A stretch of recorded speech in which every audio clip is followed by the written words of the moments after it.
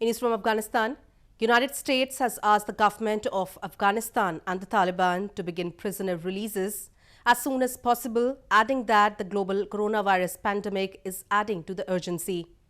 The US and the Taliban last month signed a deal which included the clause of prisoners released by both the Afghan government and the Taliban.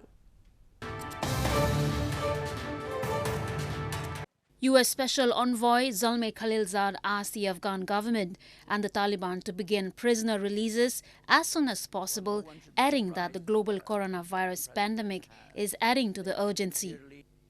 Khalilzad, in a series of tweets on Wednesday, said the United States would like to see prisoner releases begin as soon as possible in line with the U.S.-Taliban agreement.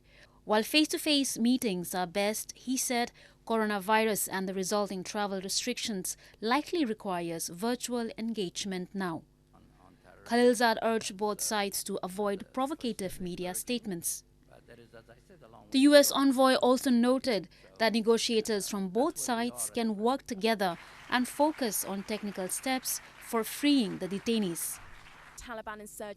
The US and the Taliban on February 29 signed a deal which aimed at ending the nearly 19-year Afghan war.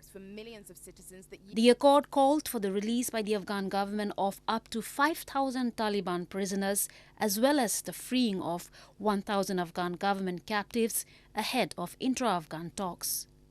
Afghan President Ashraf Ghani, who was not involved in the deal, initially resisted freeing any prisoners, but later agreed to free 1,500 last week and the rest after peace talks were finalized and Taliban violence had ceased.